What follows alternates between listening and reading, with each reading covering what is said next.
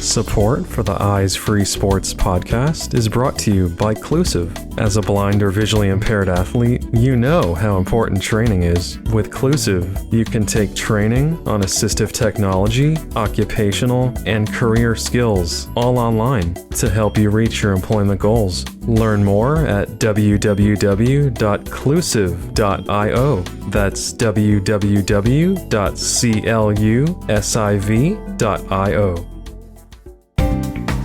Howdy, and thanks for checking out episode 94 of the Eyes Free Sports podcast. My name is Greg Lindberg.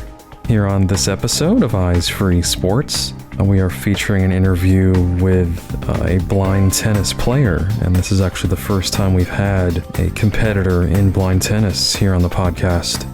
In addition to blind tennis, he's also on a bowling league for the blind and is now very active in sports in spite of not being active before that for many years. So let's pick up the tennis racket, hit the court, and get swinging now into episode 94. All right, so my guest here on this episode of the podcast is Chuck Gottus. And like I mentioned in the intro, Chuck is a blind tennis player and the first blind tennis player we've had here on Eyes Free Sports. Chuck, welcome to the podcast. Thank you. Thank you so much for having me.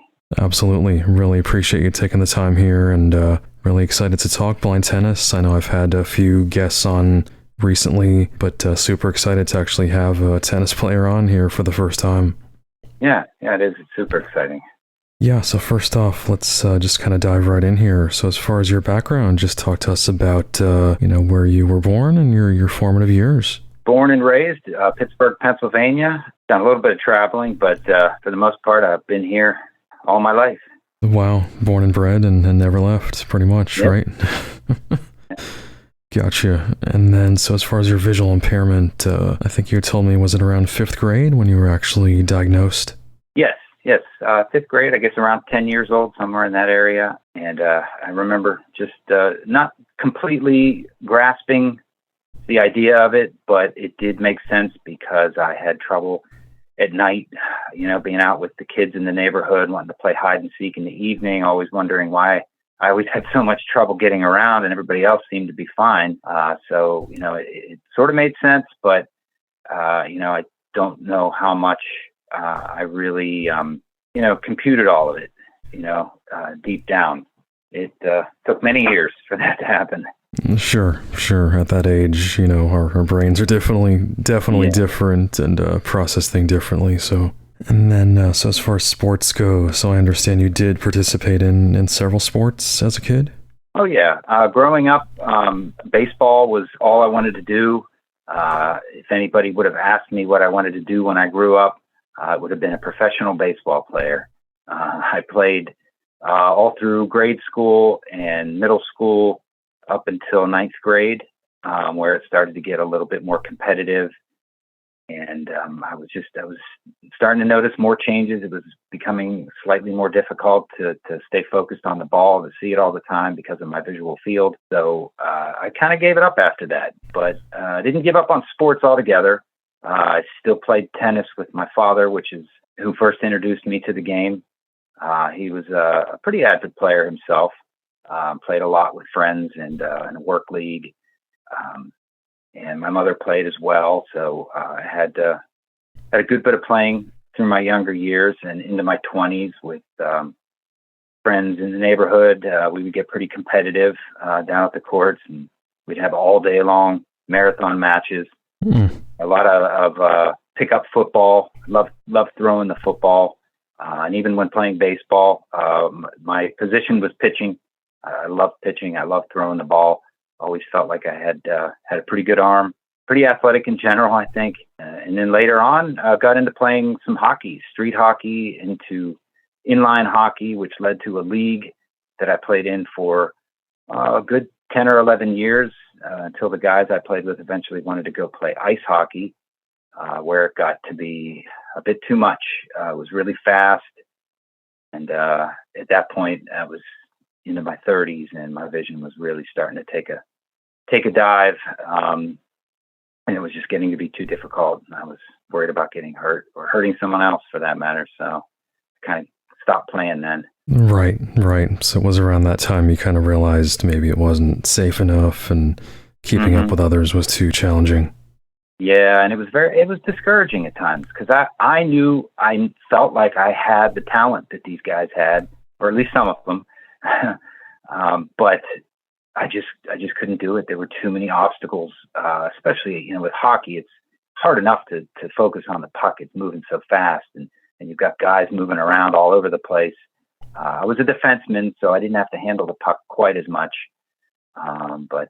Yeah, it was a tough battle. It was really hard to give it up, and then things kind of just went downhill with my feelings around sports altogether at that point. Sure, understandable. And I know you do have RP, retinitis pigmentosa. And would you say your vision was relatively stable, from childhood through early adulthood? Yeah, for the most part, it was. I did pretty good at trying to live my life as a sighted person.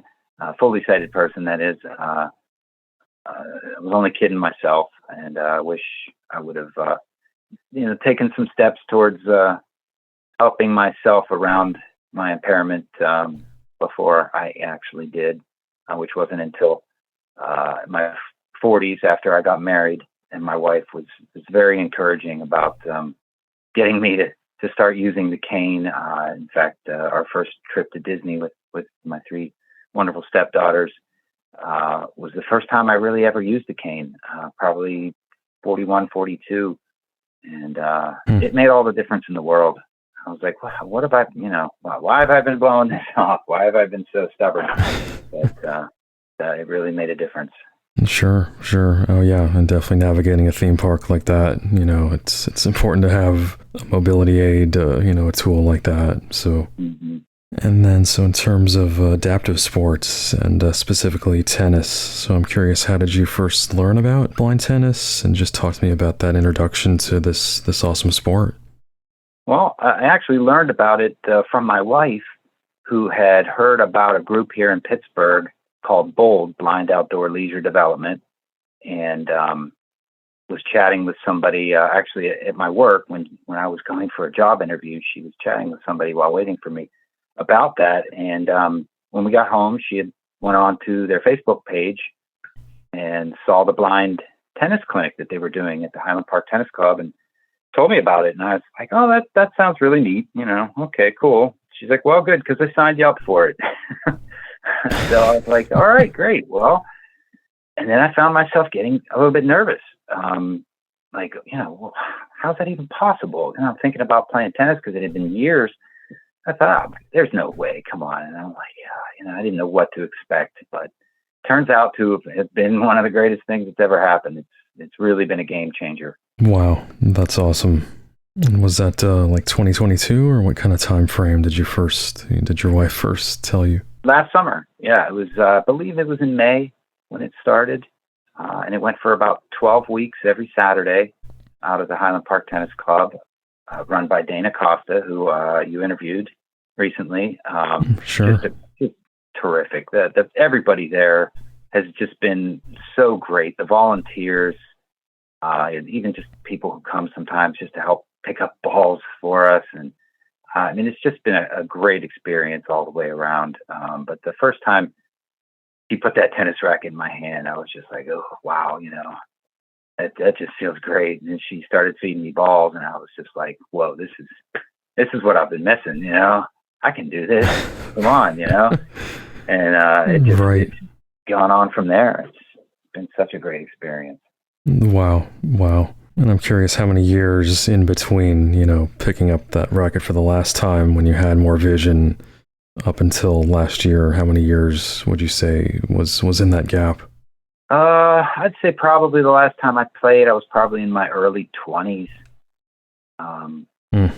Yeah, because I had a buddy of mine, Sean, that we used to just play very regularly all day. We'd just be down at the courts. But yeah, that was probably early 20s. So that's, almost 30 years. Sure. Long time. Yeah. But it was like riding a bike almost. It just felt like almost no time had gone by at all. It's just like, yeah, I remember how to do this. I just got to find the ball. So I know we have chatted on this podcast with some previous guests about just blind tennis, the rules, kind of how it works, the adaptations. But definitely from your standpoint as a player, someone out there with the racket on the court, if you just want to give your perspective on the game itself. Well, the game is pretty much the same. For my level, I understand that I would be probably a B2, possibly a B3 player. It just depends on how I get classified by one of the doctors who's certified to do that classification. But the B2s get 3 bounces, the B3s get 2. Court size is not much smaller than a regular tennis court. It's just the baseline is moved in a little bit closer, about halfway between a typical baseline and the service court. But other than that, the rules are pretty much the same. The ball is a little bit different. Obviously, it makes noise. It's a little bit bigger, and it's made out of a fairly dense foam with a plastic golf ball inside with ball bearings, and it makes a rattling noise every time it's hit or hits the ground, which is how you track the ball, and it's just so much fun. It's super challenging, but I'm always up for the challenge, and I just can't wait to get back out on the court every time I think about it. Sure, absolutely. I can hear the passion in your voice. And so I know you mentioned you started going to those clinics. Was it about a 12-week period that you initially did that for? Yeah, the clinics ran to the middle of summer, and they were so generous and gave me this rebounder, which is a device I can set up in my driveway and hit the ball into it, and it returns it back to you. So you can keep it going. Cool. You can serve into it. It's been a tremendous tool, and they've just been beyond generous with their time and giving me the stuff. I have a dozen or so balls at my disposal here at home, and they're now into doing the clinics every week. At this point, it seems endlessly, which I'm super grateful for. Just had one yesterday, and had some terrific work going on. But it's really giving me my confidence back. I lost my confidence. I lost my desire for sports altogether, but it's just all come back, and I can't get enough. Wow. And would you say it really has kind of boosted just your overall confidence in life, even off the court? Yeah, absolutely. It's really been a great year between starting the tennis, and I just started a job actually right around the same time as that tennis clinic last summer. I've been working at the Blind and Visual Rehabilitation Services of Pittsburgh, doing it's mostly production work, putting together road construction signs. I do all the hardware and the shipping for the road construction signs, and it's been pretty rewarding just getting back out there. I struggled with that for a long time too, wanting to get back to work and just not knowing what it was that I wanted to do, what it was I could do, given how far my vision has gone at this point. But it's really all of that, and it's just really given me a lot of my confidence back, which has just been great. Sure, yeah. And hey, congrats on that new job, and it sounds like a lot of great things, like you said, have kind of fallen into place here for you recently. Yeah, they really have. Thank you. Sure, absolutely. So I know you have been to Florida, my home state, a couple of times now for some blind tennis events, and definitely curious about those. Was the first one you attended, was it a conference or?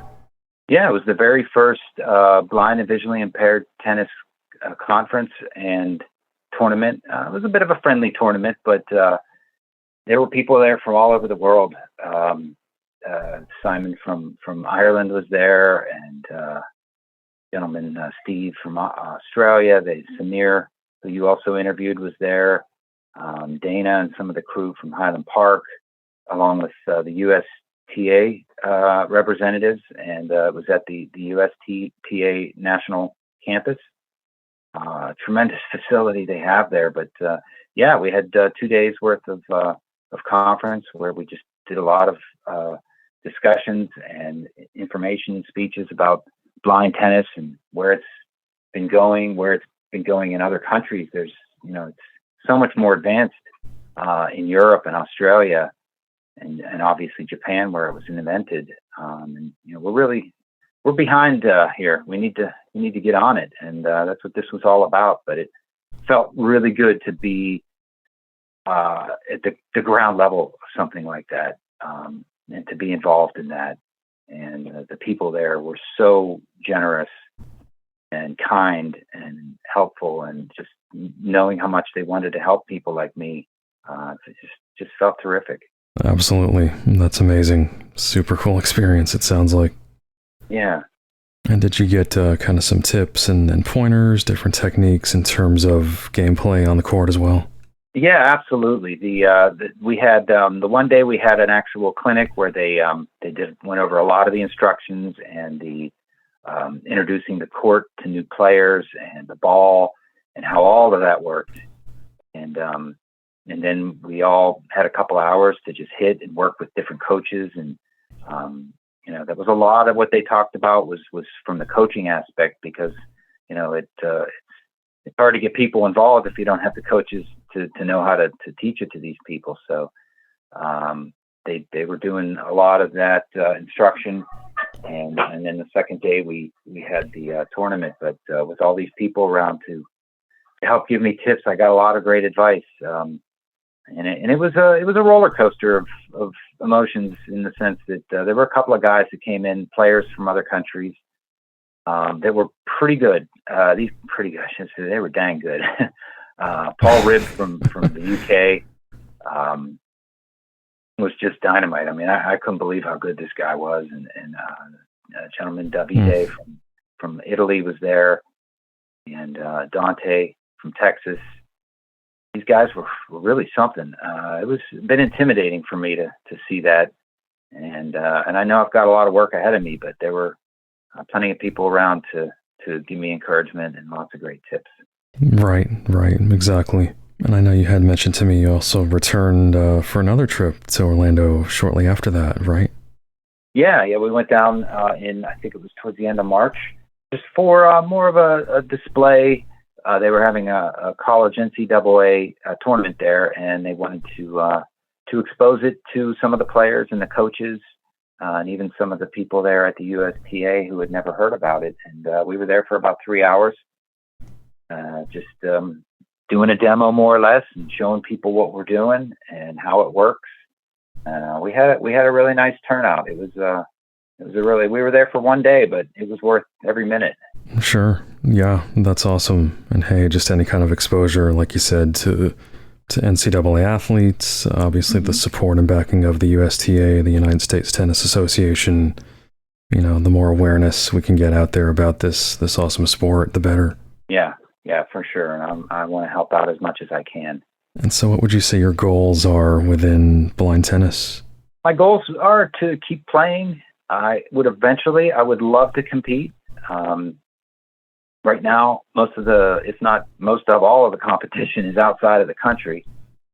They have a tournament that's going to be going on next month in England, and they have, even in Australia now, they have like regional and national tournaments going on there. So we're a bit behind. We got to get some stuff going on here, but I would love to stay involved and eventually get to be able to do some competing against some people that are at my level, and see where that goes.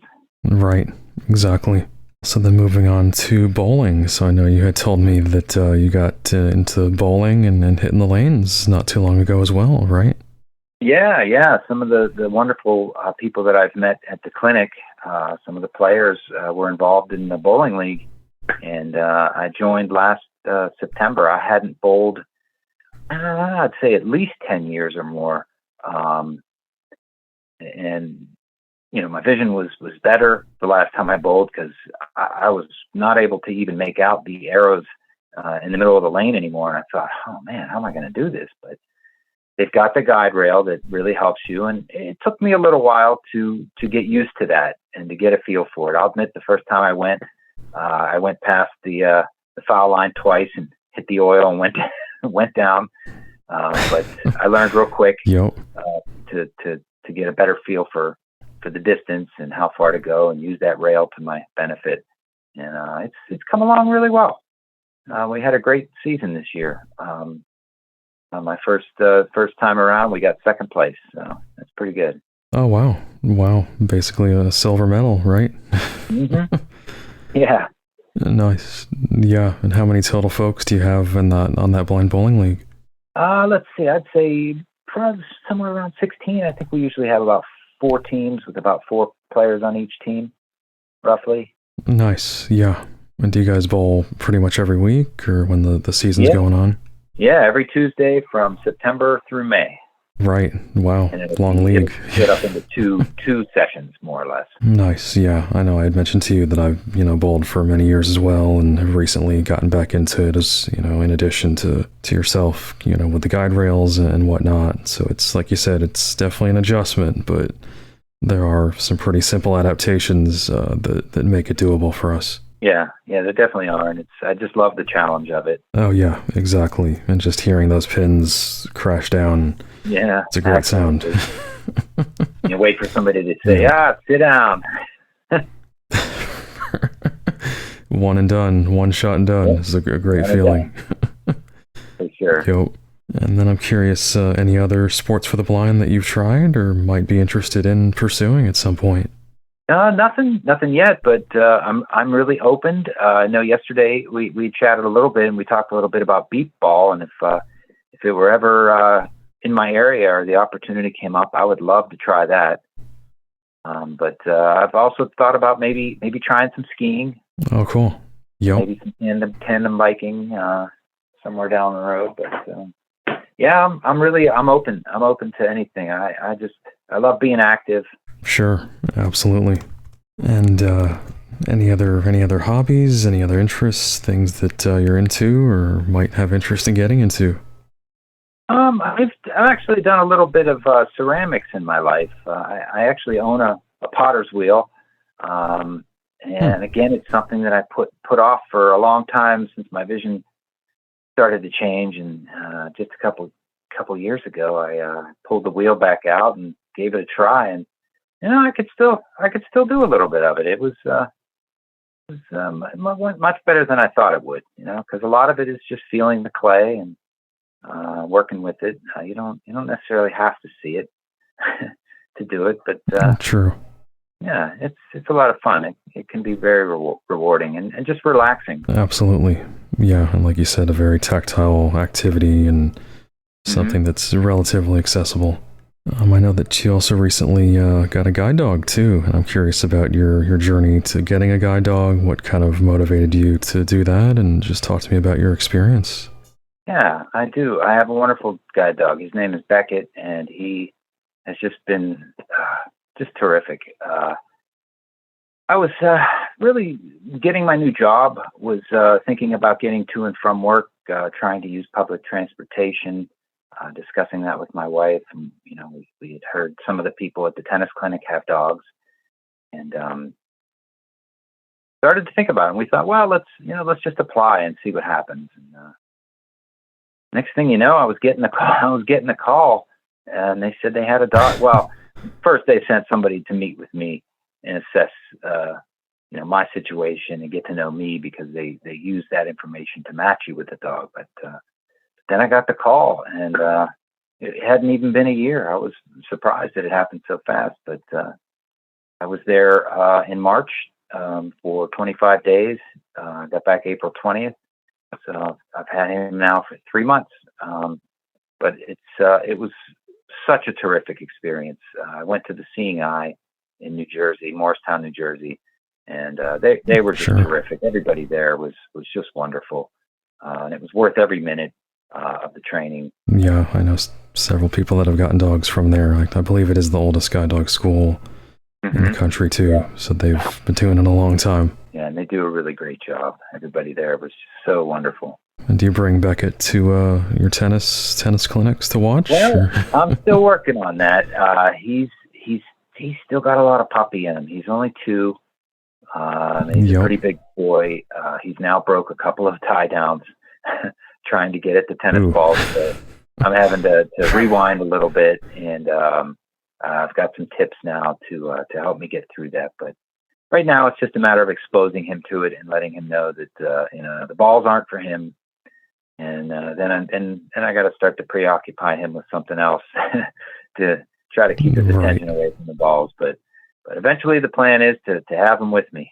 So we'll just keep working at that. Nice. Yep. I'm sure it's tempting for any dog to chase the balls. So. Oh yeah, yeah. Especially with that rattle in them, it just makes it even more enticing. That's right. Yep. Great point. Alrighty. Well, again, we've been visiting with Chuck Gottus here on the Eyes Free Sports podcast. And Chuck, thank you so much for your time. Really have enjoyed getting to know you here, and really look forward to following your career, especially as an adaptive athlete, and just your journey in tennis. Well, thank you so much, and thank you so much for having me on, and thanks for everything you're doing for blind sports. Absolutely. I appreciate that, Chuck. Alrighty. Thanks so much. Take care. To hear more episodes of the Eyes Free Sports podcast and to subscribe, search for Eyes Free Sports on your favorite podcast platform or visit eyesfreesports.com. Be sure to follow the Eyes Free Sports podcast at facebook.com/eyesfreesports and on Twitter at eyesfreesports.